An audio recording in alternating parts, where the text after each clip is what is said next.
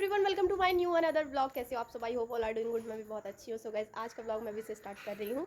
And आपको मैं हूँ सबसे पहले छत पे आई हूँ और अभी इवनिंग का यू कैन सी हियर कितना बज रहा है, 3:46 हो रहा है इवनिंग का। और आज का वेदर तो आप देख ही सकते हो कैसा है। और गाइस, ब्लॉग कुछ दिन से इसलिए नहीं आ रहे हैं क्योंकि मेरी आवाज़ से आप लोगों को पता चल रहा होगा मेरी तबीयत कुछ ज़्यादा खास अच्छी नहीं है। सो दैट रीज़न मैं ब्लॉग कंटिन्यू नहीं कर पा रही थी। बट आज फाइनली आप लोगों के कुछ क्वेश्चंस के जवाब भी देने थे और कुछ क्वेरी भी थी आप लोगों की। ओके, सो इसीलिए मैंने सोचा कि आज का ब्लॉग मैं भी से स्टार्ट कर देती हूँ। एंड ब्लॉग में एंड तक ज़रूर बने रहना गाइस, क्योंकि एंड में मैं आप लोगों के साथ बहुत सारी बातें शेयर करने वाली हूँ टीआरई 4.0 से related. So guys, stay tune. और वीडियो अच्छी लगे तो प्लीज़ चैनल को सब्सक्राइब कर लेना, वीडियो को लाइक कर लेना। एंड चलो ब्लॉग स्टार्ट करते हैं। तो सबसे पहले मैं आपको दिखाने वाली हूँ बहुत ही ज़्यादा इंटरेस्टिंग चीज़, और वो है जो मैंने पेड़ पौधे रोपे थे। आप लोगों ने देखा होगा कि सर्दियों में हम लोग हार्वेस्टिंग कैसे कैसे करते हैं। तो उस दिन जो मैंने पेड़ पौधा रोपा था, इससे पहले वाले ब्लॉग में मैंने आपको शेयर किया था, शायद छठ पूजा से पहले वाला ब्लॉग था वो। हाँ, तो अभी आप देख सकते हो कि वो जो मैं मतलब जो चीज़ रोपा गया था वो थोड़ा थोड़ा करके पौधा उग गया है। तो अभी मैं आपको दिखाती हूँ। सो गाइज, आप देख सकते हो सब में छोटे छोटे पौधे आ गए हैं। ये है मूली का पौधा, और ये है टमाटर का, और एक चन्नी का पौधा जो रोपे थे वो आप देख सकते हो उसकी कुछ ऐसी हालत हो गई थी तो उसे उखाड़ दिया गया है। और ये है आलू, ये है मूली, ये है धनिया, ये भी है आलू। इसमें पालक भी है बहुत किस्में, मुझे एग्जैक्ट नहीं पता किसमें किसमें क्या है, बट जितना मुझे पता था मैंने आप लोगों को बता दिया। और अभी से मतलब स्टार्टिंग से तो मैं आप लोगों के साथ शेयर कर ही रही हूँ, बट ये थोड़ा सा बड़ा हुआ वो भी मैं शेयर कर रही हूँ। बट उसके बाद थोड़ा और बड़ा होगा, हार्वेस्टिंग तक मैं आप लोगों के साथ अपने ब्लॉग में शेयर करूँगी। तो आप लोग ब्लॉग में बने रहना। सो गाइस, जैसा कि आप सबको पता है कि टीआरई 4.0 की वैकेंसी जल्दी ही आने वाली है।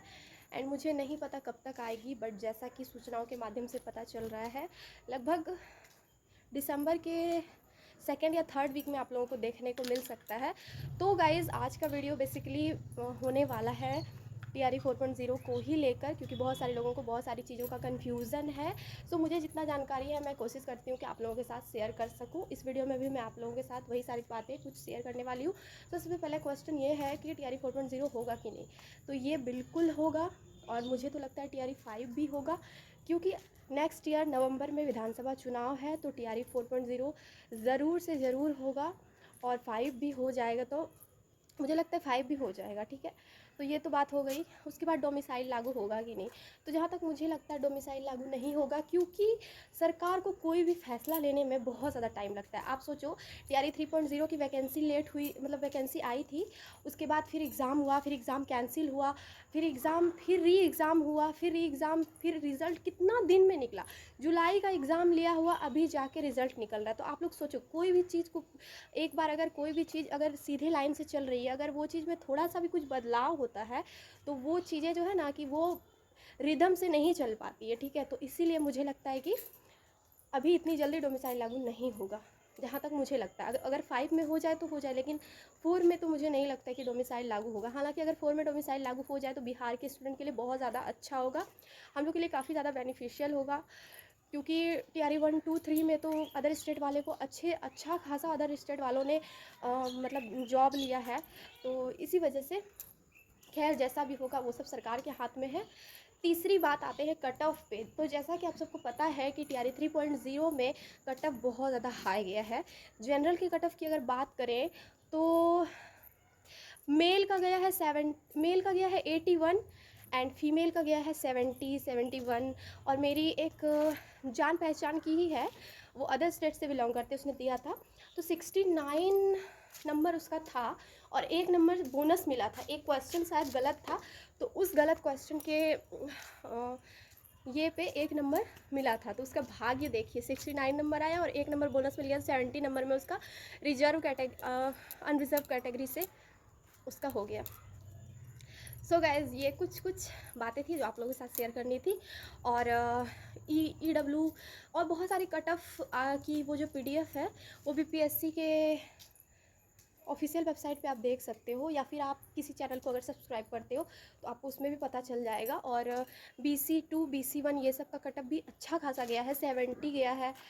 और मेल का और फीमेल का गया है 69, किसी का गया है 59, किसी का गया है 60। आप इतना जान लो कि अगर आप फीमेल हो तो आपको कम से कम 70 लाना चाहिए मेरे हिसाब से।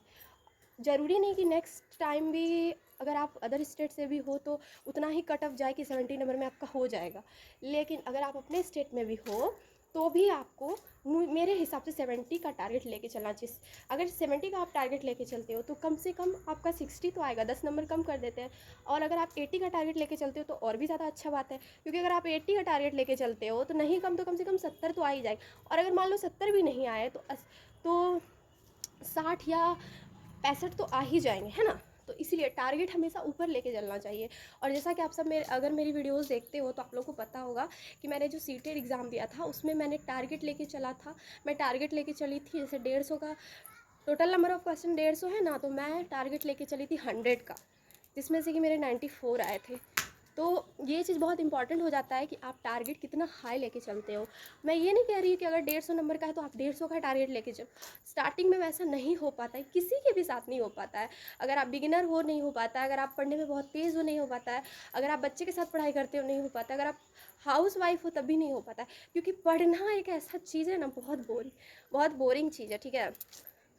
तो इसीलिए तो यही सारी बातें हैं। तो मैं ऐसा नहीं बोल रही कि आप बहुत ज़्यादा हाई कट ऑफ लेके चलो, आप नॉर्मल अपने ये के हिसाब से कट ऑफ लेके चलो कि मतलब नहीं टारगेट लेके चलो कि नहीं इतना टारगेट मैं लेके चलूँगी तो इतना मेरा आ सकता है, नहीं कम तो कट छट के इतना आ सकता है, ठीक है। तो ये थी बातें। उसके बाद मैं तैयारी कैसे करती हूँ, है ना। बहुत सारे लोगों का ये क्वेश्चन है कि मेरा सिलेबस कंप्लीट हुआ कि नहीं, मैं कहाँ से तैयारी करती हूँ, मैं किस किस चीज़ से पढ़ती हूँ। हालांकि बहुत सारी वीडियो में मैंने ये चीज़ आप लोगों के साथ बताई हुई भी है, बट फिर भी स्टिल लोगों को कन्फ्यूज़न रहता है, बहुत सारे लोगों को कन्फ्यूज़न रहता है, बहुत सारी चीज़ें पूछते हैं। तो मैं बता दूँ उनको कि मैं टारगेट विद अंकित का प्लेटफॉर्म का बैच परचेस की हूँ, बट मैं ये नहीं बोलूँगी कि मैं कंप्लीट उसी से पढ़ती हूँ। मैं यूट्यूब से भी पढ़ती हूँ, बैच से भी पढ़ती हूँ, और मुझे जहाँ तक सही लगता है मैं बुक से भी पढ़ती हूँ। और मेरा बुक लिस्ट वाला वीडियो के लिए भी बहुत सारे लोग बहुत सारी चीज़ें पूछ रहे थे, तो आप लोग जाके मेरी बुक लिस्ट वाली वीडियो भी देख लेना, उससे भी आप लोगों का बहुत सारा कन्फ्यूज़न दूर हो जाएगा। और एक ऑब्जेक्टिव क्वेश्चन वाला जो बुक है, और सारे का लिंक मैंने दिया हुआ है, आप लोग अच्छे से डिस्क्रिप्शन चेक करना। और तो मैं बुक से भी पढ़ती हूँ, मैं PDF से भी पढ़ती हूँ, और मैं ऐप से भी पढ़ती हूँ, ठीक है। तो ऐसे ऐसे करके मैं मतलब उससे मैं मिला जुला के पढ़ती हूँ। कुछ ऐसा नहीं है कि मैं सिर्फ मैंने कोर्स परचेस कर लिया तो मैं उसी से पढ़ती हूँ। और आप लोग ऐसा कन्फ्यूज़न में बिल्कुल मत रहना गाइस कि जो जिसके पास पैसा है या फिर जो कोर्स परचेस कर सकते हैं सिर्फ वही अच्छे से पढ़ सकते हैं, ऐसे भ्रम में बिल्कुल नहीं रहना। यूट्यूब क्या है ना, एक जाल है, एक संग मतलब होता है ना, एक वो है पूरा, क्या बोलूँ उसके लिए कोई वर्ड मुझे समझ में नहीं आ रहा है। यूट्यूब पे आपको हर चीज़ ढूंढना पड़ेगा, ये चीज़ आप अपने माइंड में सेट कर लो। आपको जैसे मुझे ज्योग्राफी में बहुत ज़्यादा कन्फ्यूज़न था, तो मैंने क्या किया ना, महेश वर्णवाल का बुक सर्च किया, और उसमें ना वन लाइनर जो बुक है उसमें एक कोई स्टडी करके हैं, मैं डिस्क्रिप्शन में, मुझे बाद में समझ आएगा तो मैं डिस्क्रिप्शन में डाल दूँगी। उनका मैंने वीडियो देखना स्टार्ट किया, 11 घंटे की, 8 घंटे की, मतलब जितना वो बुक है ना, वो बुक में जैसे मान लो कि एक पार्ट में ज्योग्राफी दिया गया है, एक पार्ट में हिस्ट्री दिया गया है, तो वो एक वीडियो में पूरा ज्योग्राफी और एक एक वर्ड्स को वो 2 बार 3 बार पढ़ते हैं। तो ऐसे करके वो बहुत अच्छे से समझा के पढ़ाते हैं। तो उनसे मैं पढ़ रही हूँ, अभी फ़िलहाल मैं पढ़ ही रही हूँ। और बाकी जो मैंने नोट्स प्रिपेयर किया है, क्योंकि आप लोगों को पता है मैं बहुत पहले से तैयारी कर रही हूँ, तो नोट्स वगैरह मेरे बने हुए हैं, तो वो सारी नोट्स मैंने खुद से बनाए हैं। और खुद से बनाए हुए नोट्स को भी आपको पढ़ना पड़ेगा, ऐसा नहीं कि आप नोट्स बना के रख दोगे, तो वैसा नहीं होता। आपको नोट्स पढ़ना पड़ेगा, प्रॉपर एक एक लाइन बाय लाइन पढ़ना पड़ेगा, तभी जाके आपका माइंड सेट होगा। ओके, तो यही सारी चीज़ें थी गाइस। तो बस मुझे लगा कि ये सारी जानकारी आप लोगों के साथ शेयर करनी चाहिए। अगर वीडियो अच्छी लगी हो तो प्लीज़ मेरे चैनल को सब्सक्राइब कर लेना, और भी ऐसे ऐसे स्ट्रैटेजी वीडियो मैं लाती रहूँगी। और अगर वीडियो अच्छी लगे प्लीज़ चैनल को सब्सक्राइब कर लेना, वीडियो को लाइक कर लेना और जितना ज़्यादा से ज़्यादा हो सके शेयर करना, ताकि जिनको जानकारी नहीं है ये सारी चीज़ों की, क्योंकि ये सब जो जानकारी मैं आपको दे रही हूँ ये आपको यूट्यूब पर भी शायद नहीं मिलेगा। इसमें मैं ये सारी चीज़ें मैं अपने खुद के एक्सपीरियंस से आप लोगों को बता रही हूँ, क्योंकि मैं भी एक एस्पिरेंट हूँ और मैं भी TRE 4.0 की प्रिपरेशन कर रही हूँ। तो मैंने जहाँ तक मैंने एनालाइज़ किया है, जहाँ तक मैं अपनी तैयारी में जो जो चीज़ें ऐड करती हूँ वो सारी चीज़ें मैं आप लोगों के साथ शेयर करती हूँ। सो आई होप आपको वीडियो अच्छी लगी हो। तब तक के लिए bye, thank you for watching.